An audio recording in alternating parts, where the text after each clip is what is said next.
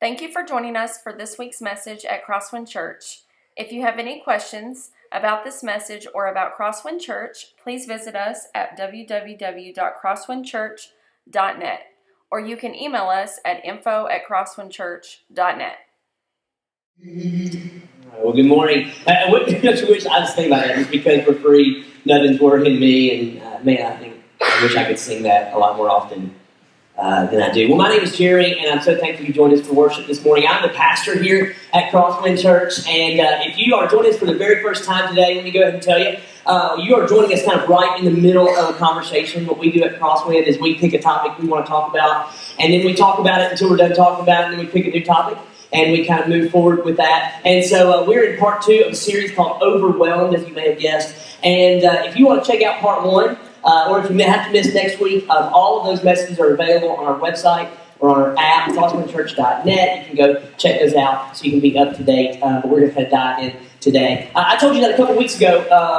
I had an opportunity to chaperone, the privilege to chaperone 38, that's an important number, hang on to that, 38 middle schoolers as we went to Washington, D.C. 38 middle schoolers, 7 adults, 9 adults. 9 adults, felt like 7. Okay, adults on the way to Washington, D.C. had the privilege to be able to do that. And we went through this company, and the way they set up the trip is this. You travel overnight in a charter bus there, and then you travel overnight on a charter bus back. And that gives you maximum amount of time in D.C. doing the things you need to do, and you save 2 nights in a hotel room when you're there. So that's kind of the way that they did it. So we got to travel with 38, an important number again, middle schoolers and 9 adults overnight in a charter bus both ways. And so Saturday, a couple weeks ago, we loaded up in the charter bus. We had dinner that night, and then we got on the bus, and we pointed it towards Northwest Tennessee, and we're kind of moving in that direction. We knew that our bus driver was not going to be able to take us all the way, that he was going to have to stop about halfway, and then we're going to switch drivers. That's kind of how that works for our safety, and theirs as well. And so we stopped at one point in the evening. It was already late. Kids were asleep and sprawled out everywhere. We broke them on the trip like they were so tired. It was great. And so they're all asleep. We're kind of half asleep. We stopped to get gas. We all kind of have to go into this gas station to get gas because you can't be on the bus, or once again, there's rules. I don't know. And then we all kind of funneled back on the bus. Now I was outside of the bus when we loaded back up, putting ice in coolers for drinks and that sort of thing, so that the kids could have them on the bus. And I was not there when my wife, my beautiful and perfect wife, when she called roll. And so I get on the bus, and we kind of doze off, and kind of go back to sleep. We get a couple hours down the road, and I wake up in a panic. I don't know if you've ever had like an anxiety attack or a panic attack. I never thought I had them. Now that I kind of know what they feel like, I can look back in my past and go, dude, I've held these my whole life, right? But some of you guys have experienced them. Probably more of you have experienced them than not. But I kind of wake up, and I have this kind of moment. Jody's kind of asleep in the seat next to me, and I go, what if we left a kid in Kingsport? This is the whole thing. It's 2 hours ago. It's the middle of the night. In particular, what if we left certain kids? Like I'm thinking they may not have had a phone, their phone may be dead, Jody's phone may be dead. The state troopers may have been trying to call us all this time, and we wouldn't know because. And so I'm checking her phone, and I'm thinking, as 38 kids, surely we wouldn't have left them. And I'm like, oh my gosh! And Jody's an educator in the school system, and although this isn't a school trip, it is a school trip, and that's probably not good for her job. And I just kind of go all of the way down the line. I'm like, and then they're going to arrest me, and I'm going to go to jail, and she's going to be jobless, and our kids are going to be destitute, and everything is just going to be terrible. Because we left 1 or more children at the rest stop or at the gas station in Kingsport. And so I can't go to sleep. Like the anxiety is so built up in my heart and my chest. Like my heart's racing, my palms are sweaty, my knees are weak, my arms are heavy. You know, the whole Eminem song. Like I'm there. And she kind of rolls over in the chair. She sees I'm awake. She goes, are you okay? And I go, no. Did you take roll when we got back on the bus? And this is like insulting to her. Like she's a professional educator. Like, yes, I took roll. Yes. And we counted all the kids. Yes. And we have all the kids. Yes. Okay. She rolls back over and goes back to sleep. And I just stare out the window, right? I'm just like, I don't know. I can't go to sleep. I should count the kids. No, I shouldn't count the kids. I should count the kids. No, I can't believe I count the kids. And she's going to be jobless. Her kid's going to be destitute. I'm going to be in jail. That's the way this is going to end up. I just kind of went there. I don't know, an hour or so later, time kind of is weird on a charter bus in the middle of the night. She rolls over again. she sees me and she's awake again. She gets up to actually, adjust something. And she looks at me and she goes, "You okay?" And I go, "Tell me you counted all the kids." She goes, "Jeremy." Now she's annoyed. "Jeremy, yes, I counted all the kids. Do you want me to count them again?" Now, my mind wanted to say, "Yes, I want you to count them again." But then I went, no, this is my problem, not your problem. My problem, my anxiety, my worry, not your problem. I'll count them. I wish I were making this up. This is true. So I get up, and kids are like sprawled out everywhere. It's like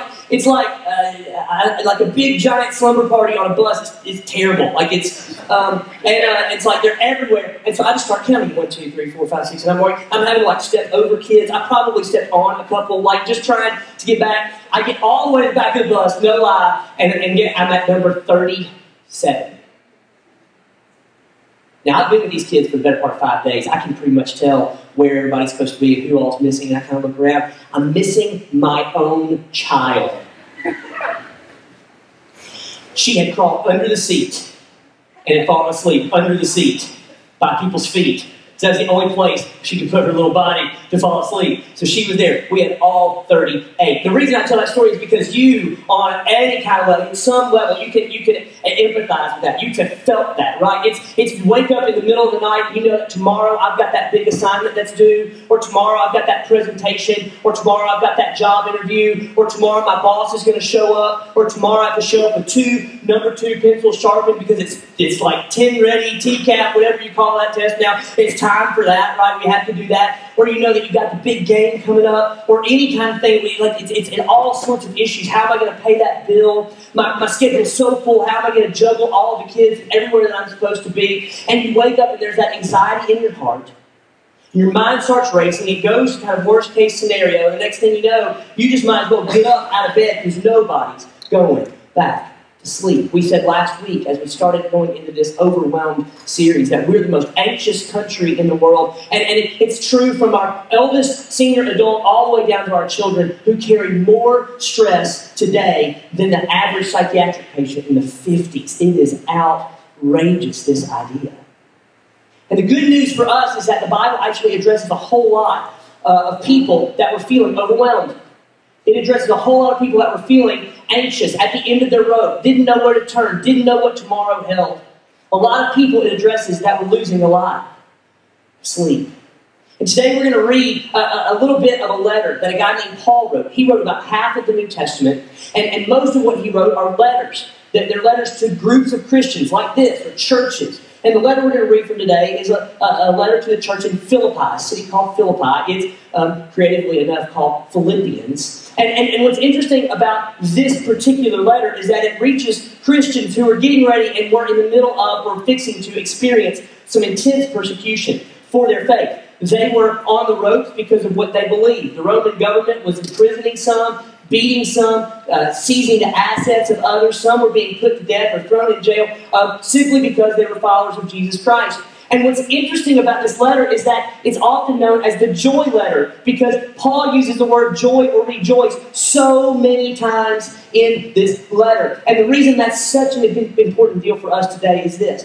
Because some of you guys are thinking, Jeremy, if you only knew my story, you wouldn't want me to rejoice. You would understand where I'm coming from. You'd understand the doctor's diagnosis. You'd understand what my spouse said. You'd understand what my boss is going through or my job is what's happening in my job. You'd understand these things. And I love that because I love that argument because here in this particular case, you've got a group of Christians that are experiencing persecution to the nth degree. Their lives were on the line. Their families' lives were on the line. And Paul comes back with a message of joy. And in this little message, in the little blip we're going to read today, we're going to see some things that can help us, you and I, deal with the same anxiety and the same overwhelmedness that we're all battling today. So we're going to look in Philippians, the letter to the church in Philippi, chapter 4, and we're going to start in verse 4. And Paul starts with a rather annoying verse in my mind. This is what he says, verse 4. Rejoice in the Lord always. I will say it again, rejoice.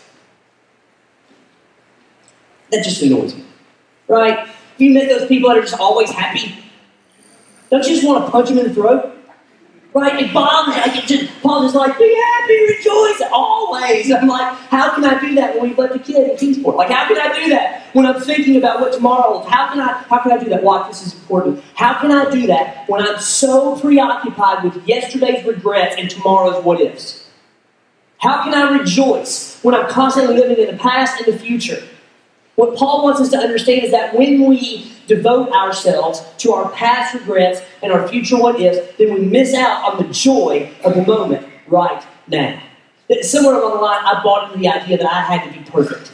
I don't know where it came from. I don't know if my parents instilled it in me or if it's something that I just kind of put on myself. I don't know. It really doesn't matter. This idea that like everything I do and everything I say and everywhere I go just needs to be the right thing, always at the right time, always. And that's an immense amount of pressure. Maybe you guys have felt that as well. And so as a result, one of the things that I've always struggled with in my life is when I meet people, especially people that like I want to like me or people that I want to impress, like I'm so terrified that I'm going to say the wrong thing. Ever since I was in middle school, I can remember having this conversation with myself. Okay, Jeremy, just don't talk. Just don't say anything, right? Just be quiet. Just be cool. Just play it cool. Just play it cool. The problem is that I'm a talker. And before I realize it, I've said stuff, right? And I say stuff, and every now and then I'll say something, and I'll see somebody kind of, and sometimes I say so much that I don't know what it is that I've said that's made them go, and I'm like, they don't like me anymore, and I can't believe that they don't like me. I can't believe I said that. I'm so stupid. And let me tell you what I do. I'll go years in the future. And when I get kind of alone, or things kind of get quiet, and I'm left to my own thoughts, like when I'm in the car driving, Jody's on her phone, and the girls are watching a movie, and I'll just kind of go, God! Jody is always scared by that. She kind of look over like, what? And I'll always say nothing. Do you want to know what I'm doing? I'm reliving some kind of regret that I have. Like I'm thinking about what I said and how I shouldn't have said that and how that may have possibly caused someone to not really like me very much because I wasn't exactly perfect or say it exactly the certain way. Or I'll think about a time when I was counseling someone and I gave some advice that wasn't the best or whatever, and I'll just audibly out loud, like I won't do it in public because people like stare, but like when I'm by myself, just kind of, because I relive that because I bought the idea that we have to be perfect. Listen, I think maybe you've bought in the idea too. That there's some kind of perfection that you have to be, that you have to kind of lean into. And if you want to know what's really bad for that idea that we have to be perfect, social media is terrible for that.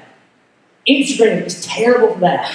Because what you see is you see a snapshot of someone's life, you see the billboard rather than the background.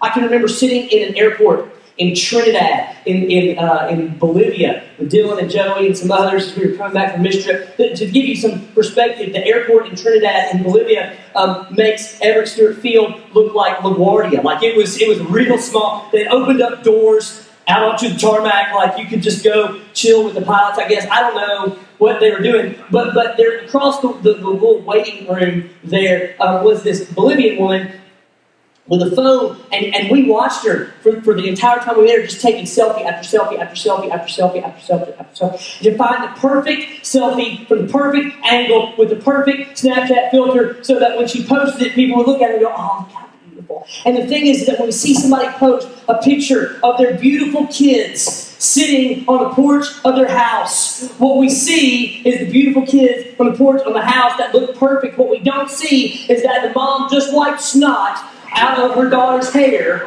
and just pulled the kid's pants back up because he was peeing in the front yard. I'm telling you, we miss it because what social media shows us is the picture, the snapshot. It doesn't tell us all of the background. And so as a result, we bought this idea that when people come to our house, we have to make it look like no one lives there. We have to make sure that when we go out in public, we got it all going like we like it. We got to make sure that our hair is done just right, and we take the right selfie from the right angle so that we put forth this idea that we also, too, have it together and are perfect. Can I tell you something? That when we live in that world, we miss out on a lot of joy. And what Paul is urging us to do as we rejoice is to come to the understanding that life for everyone is messy. And life for everyone is imperfect. And if we can let go of the perfection myth and just be the best us that we can be, as imperfect that is, then all of a sudden there's a weight that's lifted off of us, and we can just kind of go, there's the joy. Right? There's the joy. Rejoice always, he says. I'll say it again. Rejoice. He moves on and says, let your gentleness be evident to all. This is verse 5. Let your gentleness be evident to all. The Lord is near. Now, I can remember when the movie Mean Girls came out. I watched it with, I think, then my girlfriend, Jody. And Jody was my girlfriend. That's what I'm saying. It wasn't another girlfriend. I'm late or aware of it. I watched it with Jody, who I was dating at the time. And we're sitting on the couch. Now, I'm a dude. I'm an only child, right? I didn't have any sisters. Jody's a female who's been in middle school. And so, like as we're watching the movie, she is dying laughing beside me. And I'm sitting next to her going, this is terrible. These girls are terrible to each other. And I said, why, Jody, are you laughing? She said, because that's how it is. That's how it is. And the thing is now I have 3 ladies in my house, one of which is in middle school, one of which is going to middle school next year, and another one that works in a profession that is dominated by women. And let me tell you how the conversations kind of go in our house at night. Well, she did, and she said, and she told, and she went, and she did, and I don't know what I'm going to do with her, and I can't believe that she turned her back on me and went chasing that boy and left me alone. Whatever it was, like these are the stories that we hear in our house. It's not a movie anymore. It's not theoretical. This is life. And the whole implication behind Mean Girls was this: when one girl wrongs you, then you've got to go get even. You got to go seek retribution, right? You got to, you slap me in my face, I'm going to punch you in yours, kind of thing. That's the way that the world kind of works in that movie, and sometimes that's the way the world kind of works. This idea, this gentleness, can be translated this graciousness. This idea that I'm not going to seek retribution. I'm going to seek justice if I have to, but I'm not going to seek retribution. And the reason that I don't have to seek retribution and that anxiety and that burden can come off of me is because the Lord is near. Here he's talking about the second coming of Jesus Christ being imminent, being on the way. This means that we as followers of Jesus Christ can rest assured that though people may wrong us, we can show grace to them because one day Jesus is going to make it right. And Jesus making it right is tons better than us trying to make it right. And the thing about that is when we love that way, when we're gracious in that way, is that type of graciousness draws people towards Christ rather than pushing people away from Christ. You with me? So he says, the Lord is near, let your graciousness be known to all. And then here's the verse. Here's the verse that goes on coffee mugs and Thomas Kincaid paintings all over the way. Look at this next verse. Verse 6. It says, do not be anxious about anything, but in every situation, by prayer and petition, with thanksgiving, present your requests to God. Do not be anxious about anything. Some translations say, do not worry about anything. Do not be overwhelmed by anything. Seems easier said than done. Let me tell you the principle behind this. The most common word in the New Testament used to translate worry is actually a compound word. It means to divide the mind. What worry does is it takes your mind and it divides it between things you can control, things you can't control, the good and the bad. And what we lose when our mind gets divided in that way is the joy of the moment. What we lose is the joy of the now. Right after Jody and I got married, my family, my mom and my dad, asked us to go with them on vacation to Jackson Hole, Wyoming. We were going to see Grand Teton National Park. We were going to see Yellowstone National Park. We were going to fly into Bozeman, Montana, and follow the Madison River Valley down. It was just going to be an amazing vacation. The thing that was odd about this vacation was that my parents were not doing well in their marriage. They hadn't really talked to anybody about it. They certainly hadn't talked to us about it. But there was a tension that was in the room.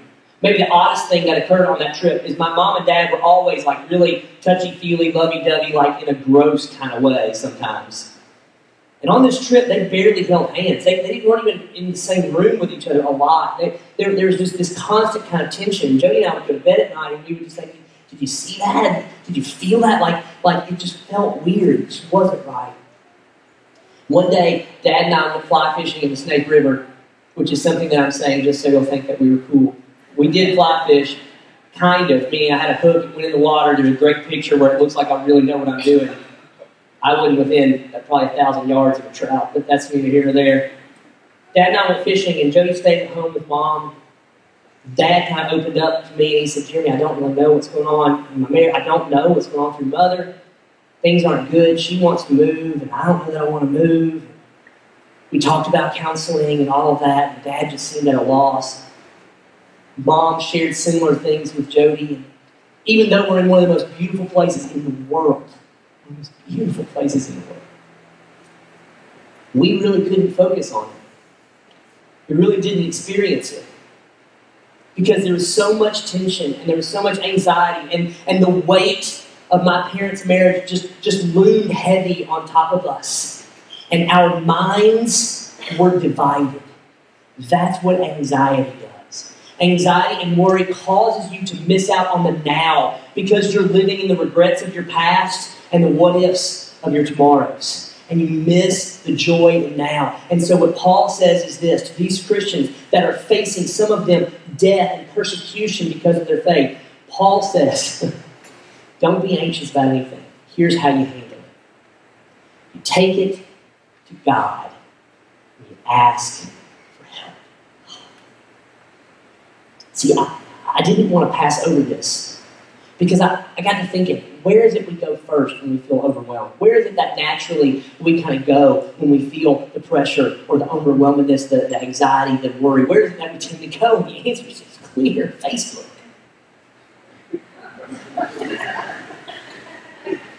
Come on. Scroll through your feeds. Scroll through your feeds. How many times do you see somebody rant about their current situation? And how busy they are, how stressed they are? Talk about their worry or their anxiety and all the problems that they're experiencing. Asking you to pray for them on social media. Or my favorite, asking you to pray for an unspoken prayer request. Because that means you want me to pray for you. You don't want to tell me what to pray for. So just guess.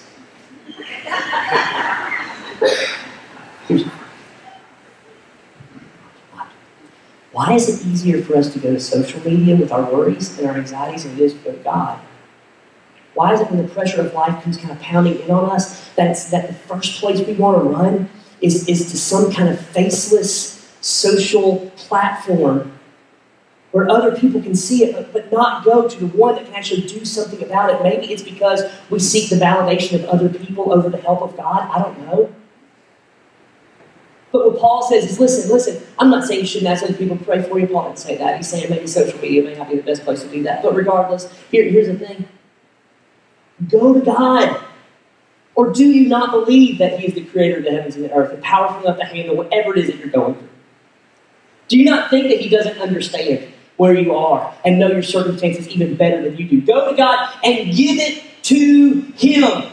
And then the next part, this is really cool. Look at verse 8. It says, and then the peace of God, which transcends or surpasses or is bigger than all your understanding, will guard your hearts and mind in Christ Jesus. This peace that He's going to give you is so radical that when the world looks at you and your peace when compared to you and your circumstances, they kind of go, I don't understand why they're so happy. I don't understand why they're so joyful. I don't understand how they're so calm. Their world is caving in. And you can look at it and go, the reason I'm so calm is that the peace is not linked to my circumstances. The peace is rooted in God that has worked on my behalf. You see, that's a big, big, big deal. And here's what he says the peace is going to do. The peace is going to guard your hearts and it's going to guard your minds. Let me see if I can paint the picture this way.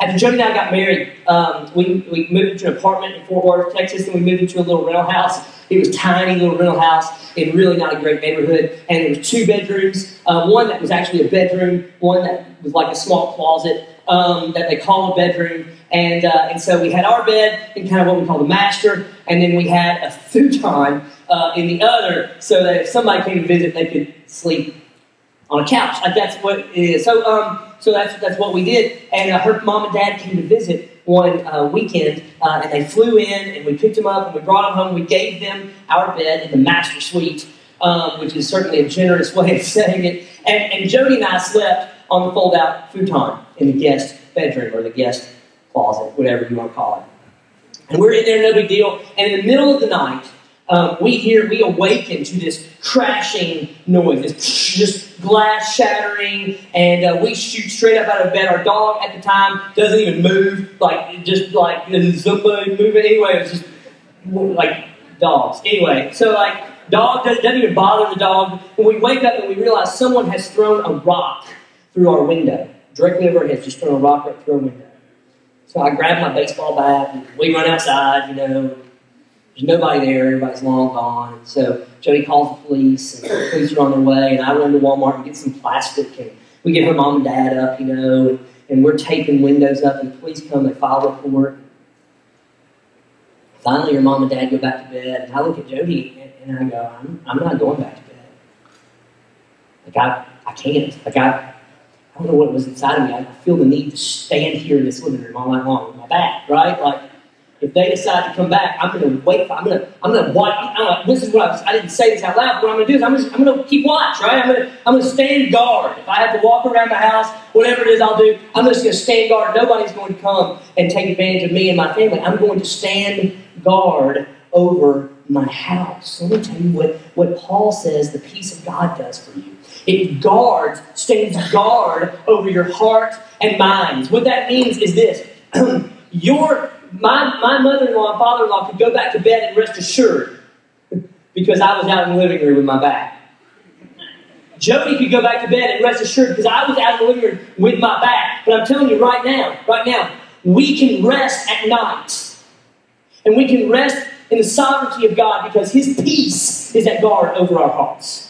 The God that created the universe is at guard over our minds. And we can rest assured because the God that is sovereign over all of creation is sovereign over your life as well, knows you, loves you, and is standing guard on your behalf. Now, what's cool is that we can stop right there. But the neat thing that I've learned about reading the Bible is that verses 8 and 9 come immediately after verse 7. And so maybe we ought not stop at verse 7. Because in the next couple verses, we're going to get a key. And this is what I want to leave you with today. This key, I think, is the key to overcoming anxiety and overwhelmedness in your life. I think this is so important. Look what he says in verse 8.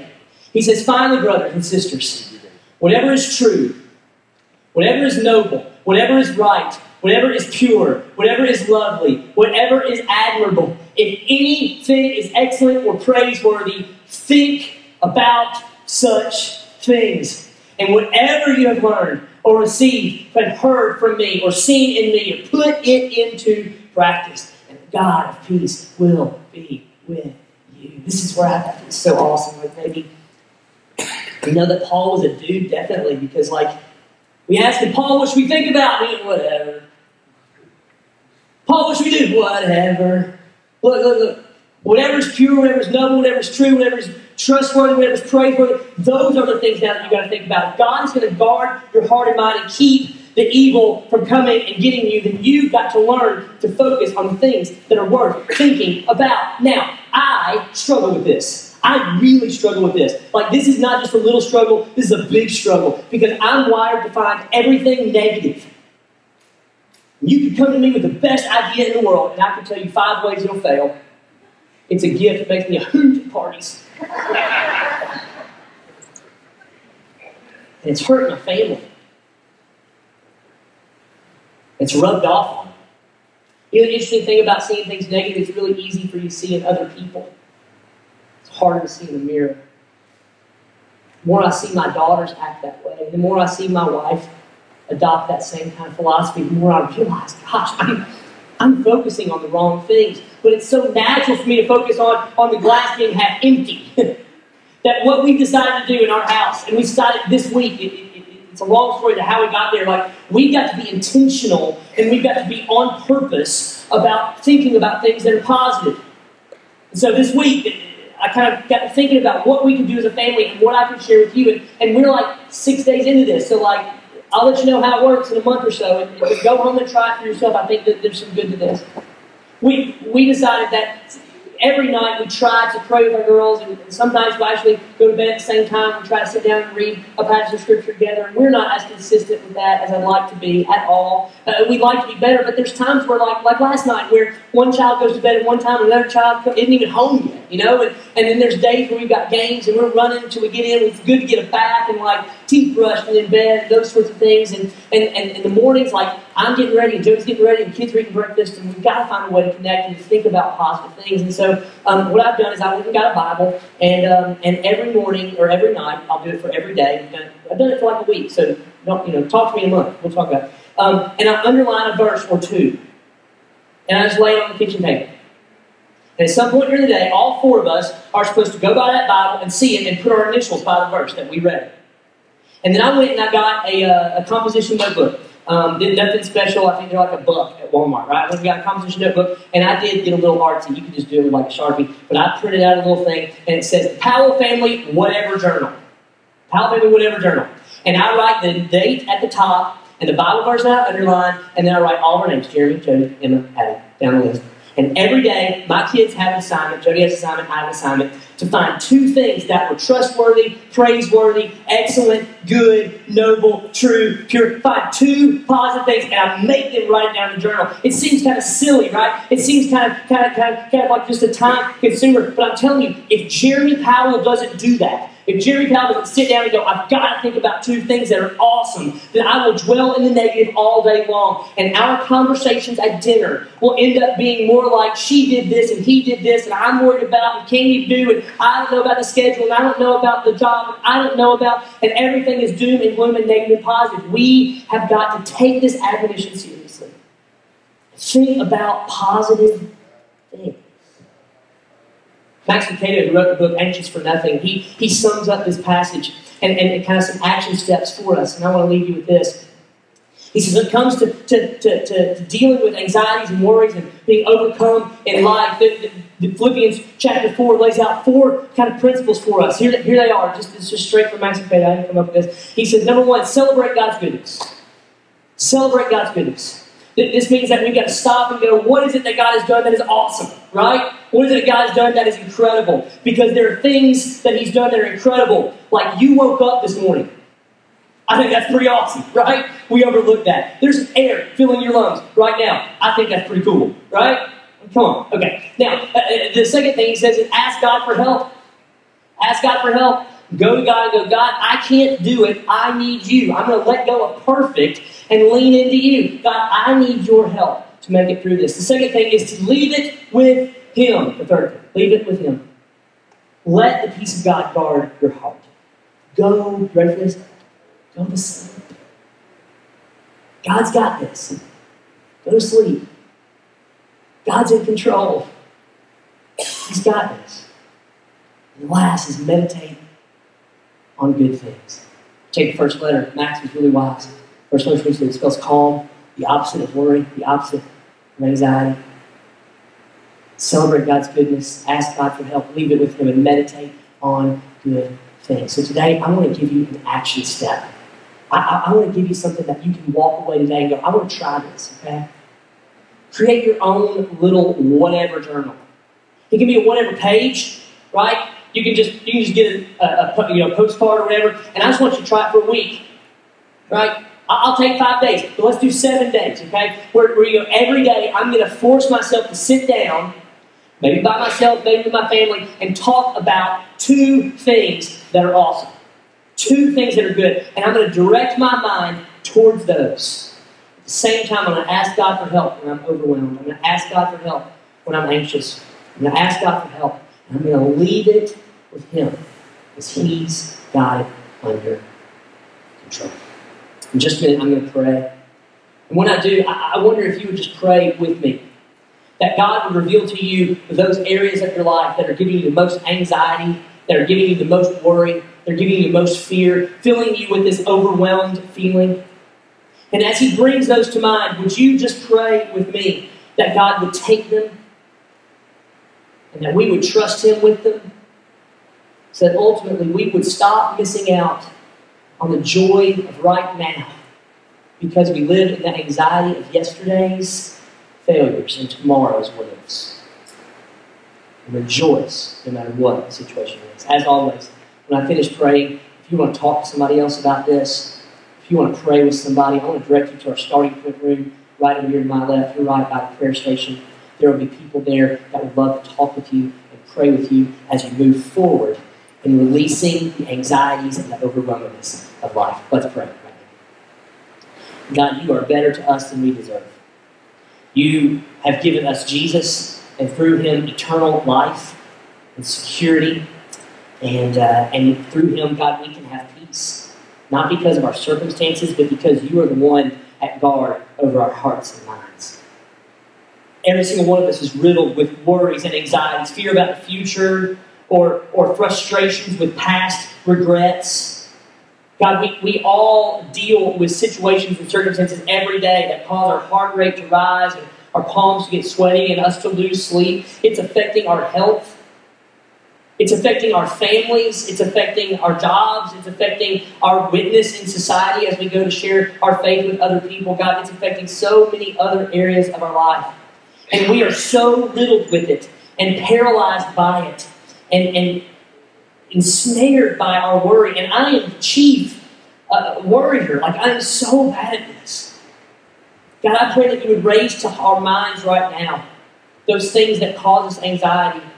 Whether it's someone that we want to think well of us, or whether it's a boss that we're struggling with at work, or whether it's testing in school, or a coworker that we're worried about how we're going to do our presentation that we've got, God, or just a busy schedule that we've so loaded ourselves down with that we miss out on the joys of today. God, raise that to mind and give us the wisdom to not only recognize it, but give us the courage to celebrate your goodness in the midst of that.